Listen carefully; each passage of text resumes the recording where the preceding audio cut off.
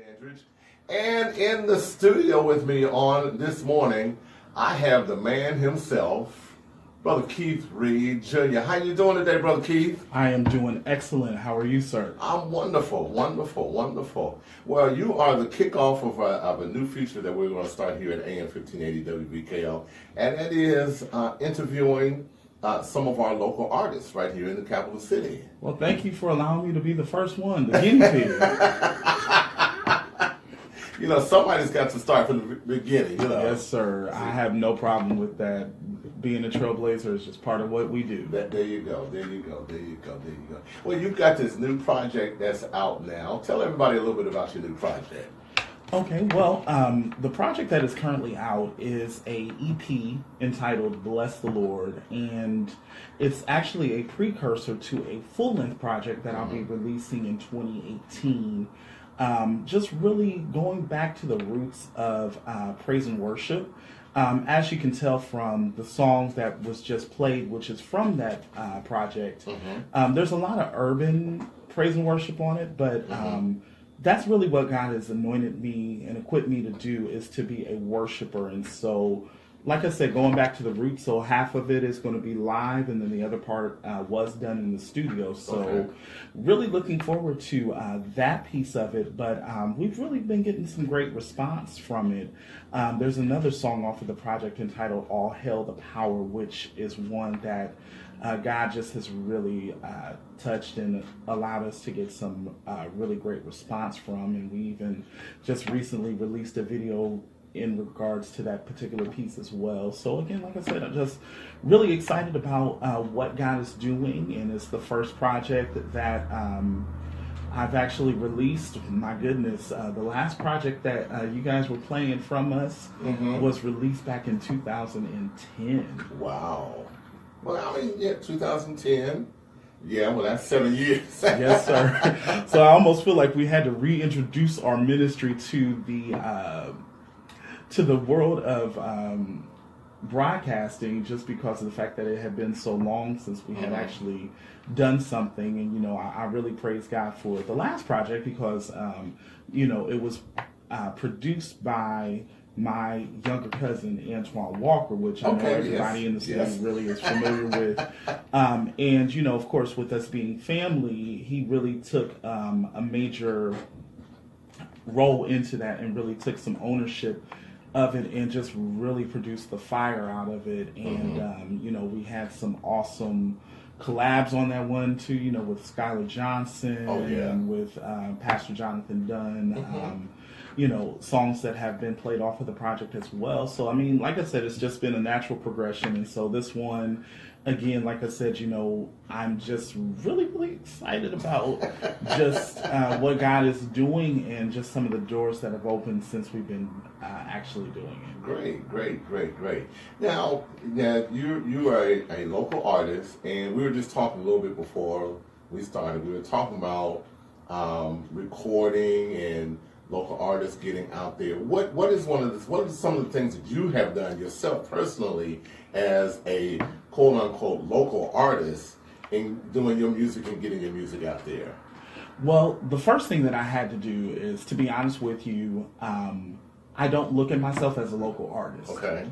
The reason why I say I don't look at myself as a local artist is because if you put yourself in that box, then you're going to be content with where you are. Okay. And so what I've actually done is I've actually taken on the thought process of saying, okay, you know what, if I'm going to actually be a national recording artist, then I need to conduct myself in such a manner. Okay. And there's certain things that I have to do. There's a certain work ethic that I have to present with what I do.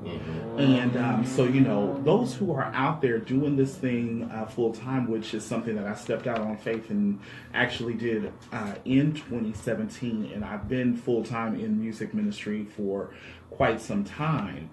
So it's real, you know what I mean? And so I had to actually adopt a different mindset. And I think You always start with where you are, but then you also start with where you are with the intention of growing. Right. I think Right. if you're at the same place you were 6 months before, then you have not experienced growth. Mm-hmm. And if you don't experience growth, then you need to re-examine what you're doing. Okay. And so, like I said, that is something that I think that if I were to give a word of advice to anyone who's in that local artist category, that they have to look at themselves as more than just a local artist. You want to be effective in your local market, but you have to branch out. Even if it's just, okay, you know what, I'm going to the next suburb, or I'm going to a city that's 30 minutes away or something like that. Begin to expand your territory. Right. Pray that prayer of Jabez and, say, God, enlarge my territory. And just begin to really think about increasing your area of effectiveness. Okay. And so I think that that's one of the biggest things. And then also learn as much as you can. If you have the opportunity to be mentored by someone who has done it before you, take full advantage of it. Right. I know that's one of the things that I did, and I'm so grateful that I did, because now there's a lot of mistakes that I don't make because I learned from somebody else's. One of the things that you said was put in, the work ethic. And what's your plan as far as getting that national recognition? Ooh, buddy. Well, a lot of work. Right. Like I said, so I heard someone say a quote that, you spend 50% of your time working on your craft, and then spend the other 50% of your time working on your business. Spend 50% of your time, or spend 50% of your money towards your music. Spend the other 50% of your money on your business. Okay. And so basically saying that you have to devote time to both, because that's the thing, is that if you're going to survive in the music business, you need to know the music business part of it. Amen. And so, when I leave this interview, it's not over for me. I'm going to be going to a meeting to talk to someone about some promotions and things like that. I'm online talking with different people who do promotions and do different marketing things and things of that nature. And then also I pulled in a team of people who are assisting me with getting the word out about what it is that I'm doing. In addition to working on music videos, in addition to working with a wardrobe stylist, in addition to also, writing music, recording studio time. I teach. I do all these different things to make ends meet as far as from a income perspective, but at the same time, as far as working on the artistry, also, I'm one of the ones who, if not the one who is putting together the packages that are getting sent out to the radio stations, that are getting sent out to the different magazines and blogs and things like that to review different things. So it's not just the music part of it. Right. You have to Exactly. There are days that I may not sleep. And some of my closest friends and relatives are like, "Okay, dude, you need to go find a bed for a minute." But that's the type of grind that I think we have to be committed to in order to be successful as an artist. Another thing that you said just a moment ago was about learning, being mentored by people. And one of the things that I have said over the years is you have to get up from staying at home or in your local area, go out to these different conferences and conventions and all those kinds of things where they are talking about the music business, to learn something about the business that you don't already know, in order to put yourself out there to get you further out than just being in your own market. Yes, sir. And one thing that I would say the internet has cut out all of the excuses. Exactly. So if you cannot afford to go to some of those conferences, even though the advantage of going to those conferences is the networking. Networking, there you go. But if you are just getting started and you need the knowledge, then what you can do, YouTube is a wonderful thing. One of the greatest, we are living in one of the greatest ages, I believe, in human history, because we have so much information at our fingertips.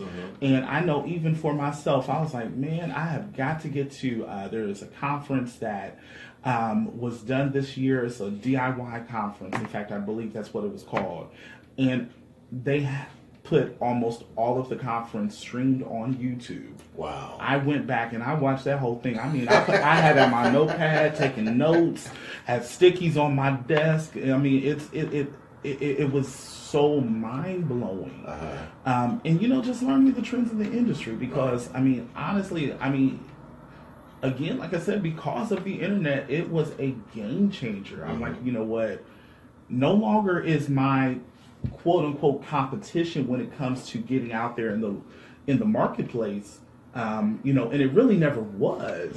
You know, my fellow artists here in the Columbus, Ohio area. My competition now is everybody who's out there. Right. So you have to find a strategic way to be heard in order to be effective. Right.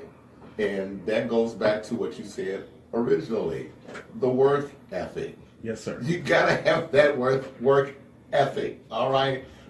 So tell us a little bit more about, you've got the upcoming release coming up in 2018, and what else is going on? What else is happening in the future for you? Well, in the immediate future, on December the 9th, where myself and a portion of New Sound of Worship, we're actually going to be doing a holiday concert, and we're going to do it as a Facebook Live. Oh, great. So we're going to actually, I mean, it's a full-fledged concert. I mean, we've been rehearsing for it just like we would any other event. You know, fortunately, also, the venue where we're going to be actually doing it at here in Columbus, it's already sold out. Wow. So, you know, God bless regarding that. So I'm excited about that. So we'll actually be doing it in front of a live audience, but just like I said, streaming it live. Now, I've got to ask you, where's that going to be? We are actually going to be over in First Family Event Center, over at 911 Robinwood Avenue, which is a wonderful facility run by a great friend of mine by the name of Derek Pinnell. He's very, very, very supportive of local artists. Good. But you already said it's already sold out, so yes, sir. Got to get it on the stream. Yes, sir. Yes, so sir.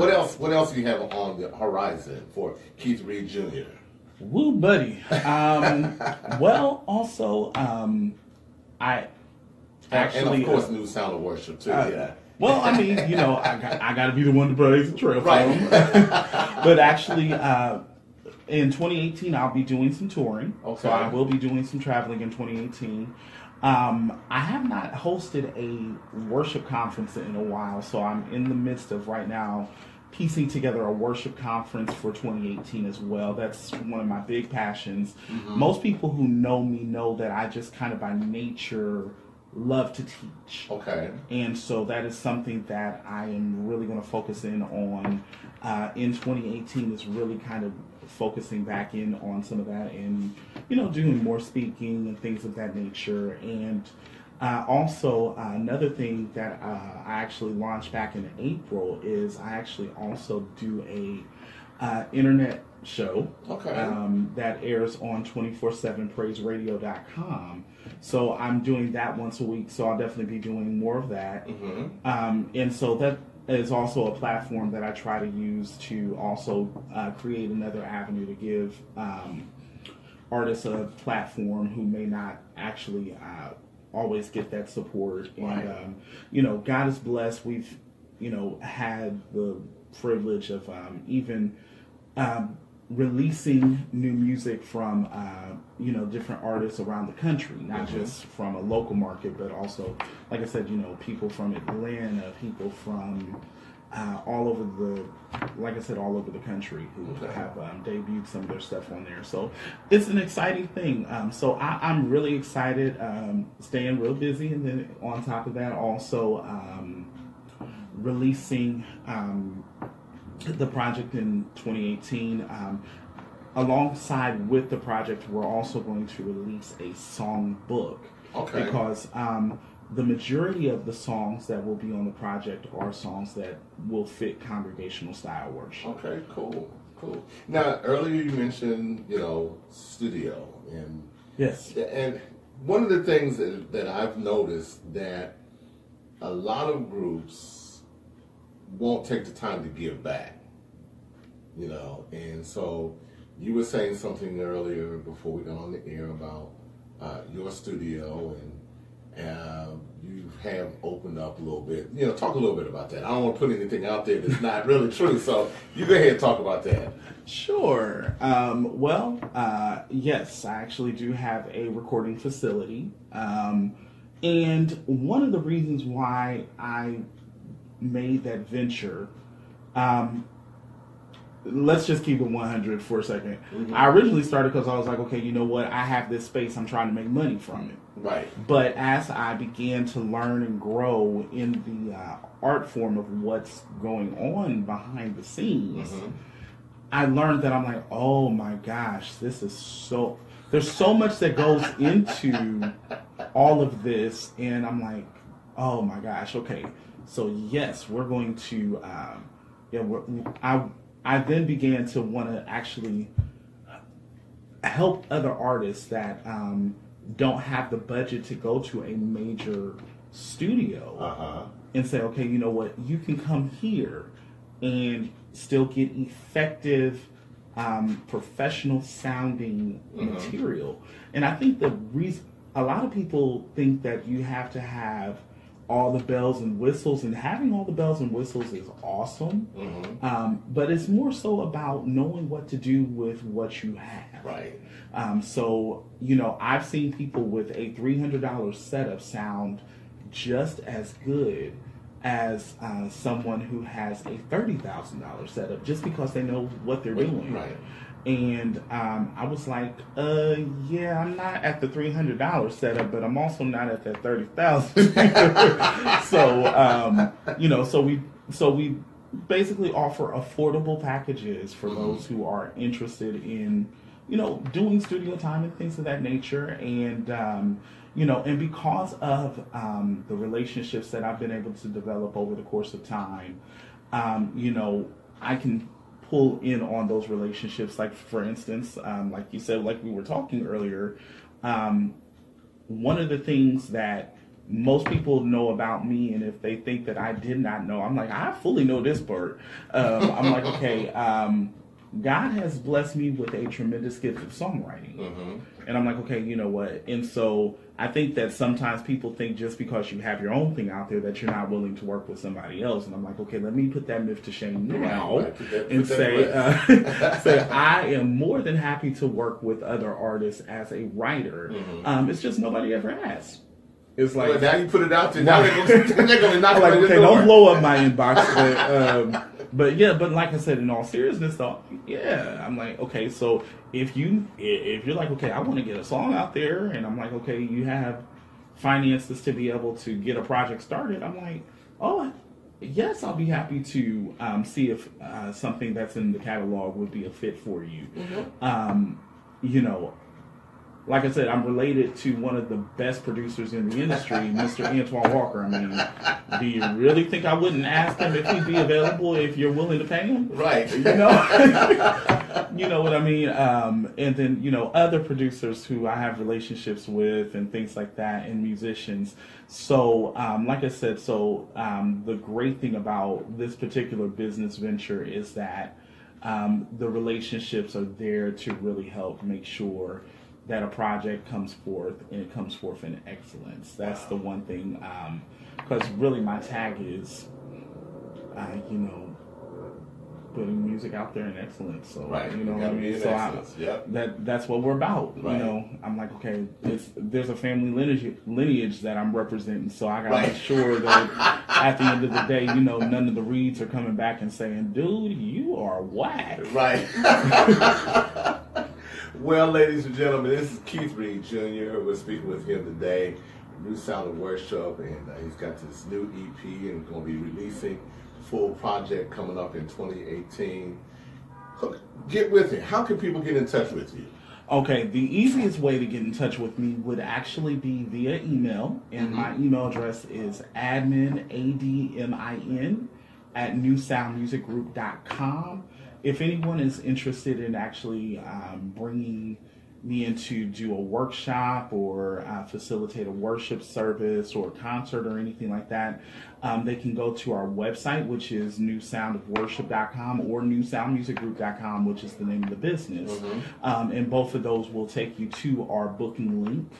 And then, of course, you know, you can always reach us if you're able to catch us by phone, which our business number is 614-859-2029. Okay. Get that number one more time. 614-859-2029. And, you know, if anybody is interested in getting a copy of the EP, I promise it will be a blessing to you. You can also get that from the website as well. All right. Thank you, Brother Keith Reid. Thank you. I'm so glad you had me today.